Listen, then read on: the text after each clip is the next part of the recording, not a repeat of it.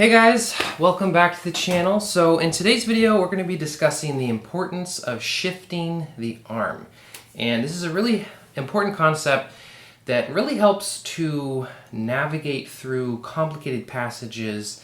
And I find that a lot of times when I have a student, or even for myself when I'm practicing and I'm practicing some sort of passage and I'm not quite getting it, I'll usually pay more attention to my arm and make sure that it's shifting properly, and I find that that is the thing that helps make the passage much smoother and more efficient. So without further ado, let's go ahead and get into it.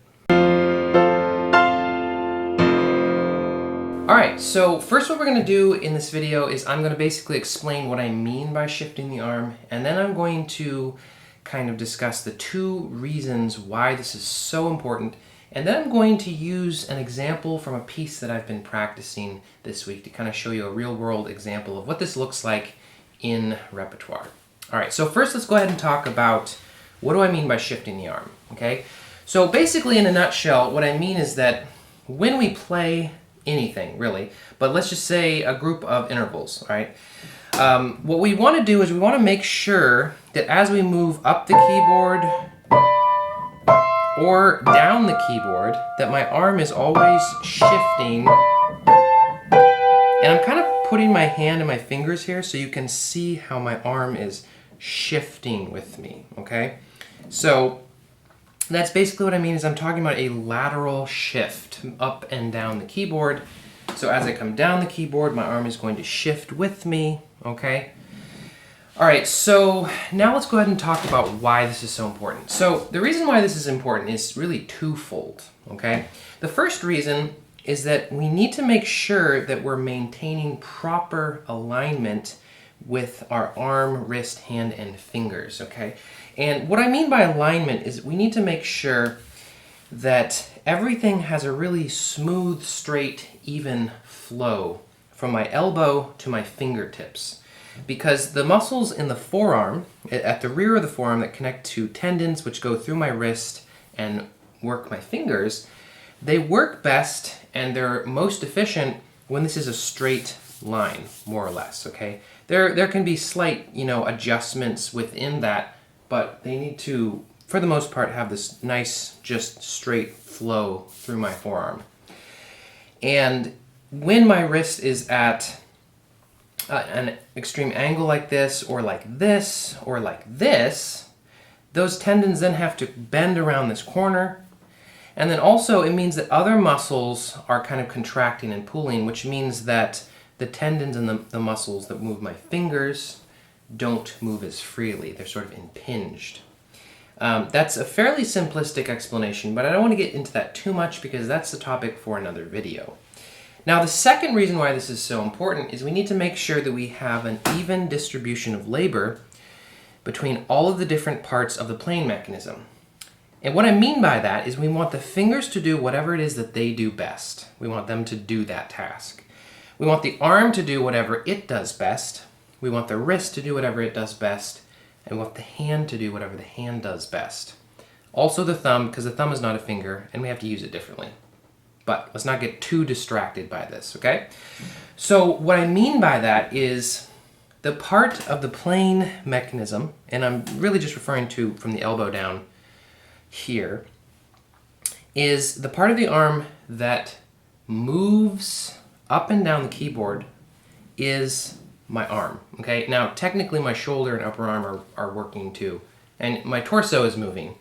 But I just want to focus on this part of the arm because, again, we're focusing on keeping that alignment between here and here, okay?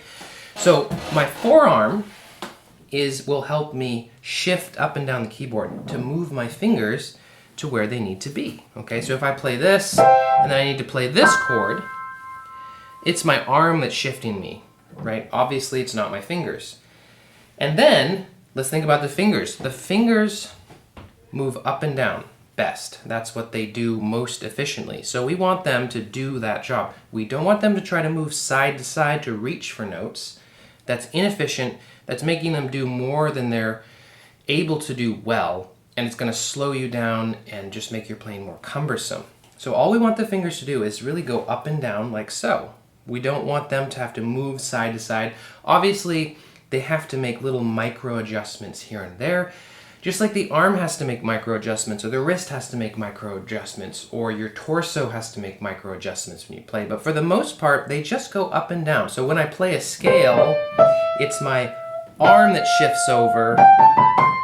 And even notice in this top part of the scale, F to C, my arm is going to shift over. So notice how I'm not staying in a stagnant position right there, okay? Okay, so now that we've covered that, let's go ahead and look at a couple passages from a piece that I've been working on. So this is from the Opus 72 15 Virtuosity Studies by Moskovsky, and we're going to be looking at number 6 in F major. This is a really fun etude, and I've been really enjoying practicing it. But we're going to start by looking at measure 9.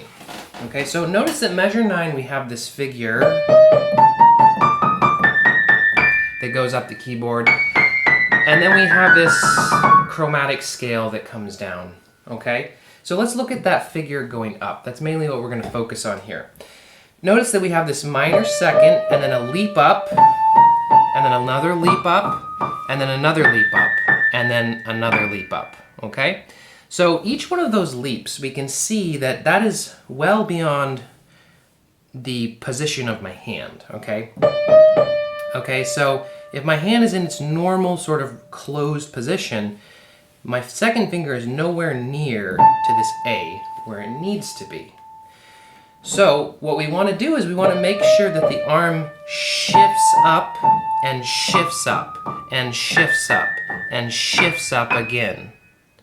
Okay, and actually that last one we end on 4.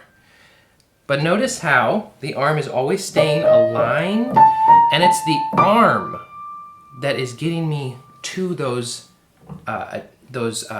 destination notes, or the next position, right? My arm shifts up. Now, you'll notice that I'm using rotation, and I rotate up there. But notice that if I just have rotation, it's not going to get me all the way there. I still have to have this nice big shifting motion. See how far I moved there? Rotate and shift over. Okay, you can see how far I've shifted up there. And so that's really important, because otherwise what we have to do is we have to try to extend the hand. Notice my arm's not moving. And then my arm kind of gets dragged behind. This is much more tense and cumbersome, and it will make that really difficult to get really, really fast and fluent, okay? So we need to have that shifting arm as it goes up. And notice that as I go up, my arm is always staying in alignment, and it's always shifting up to get my fingers to where they need to be. Okay, notice how my hand is staying very closed. We don't want to have that spread out hand, so that the fingers are doing more than just going up and down for the most part. Okay, now there's another passage that I want to look at, and that is on the last page, measure 35, where we kind of have the sort of cadenza at the end, or whatever. Okay, so we have this.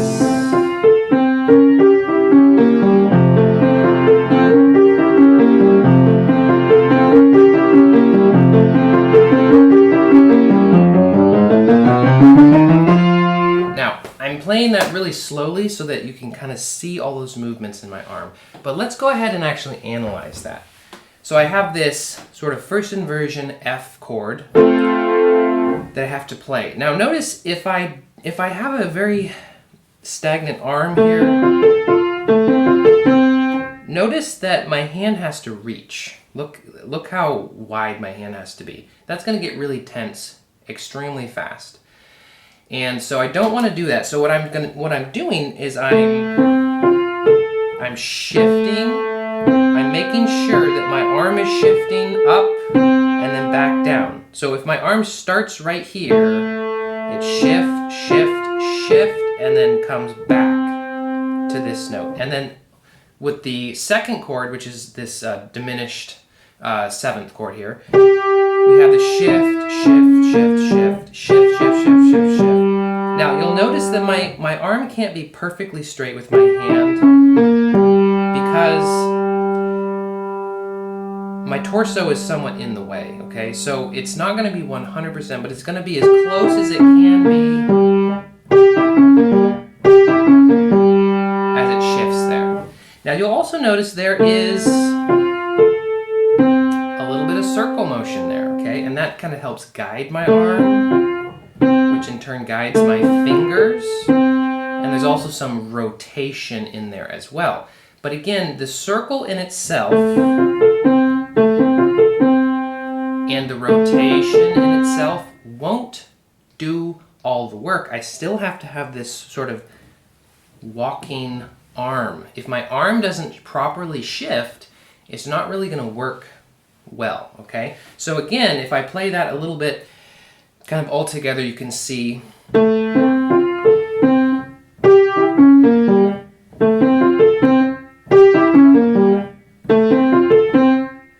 and let me just go ahead and add the left hand because that feels a little bit strange to play that.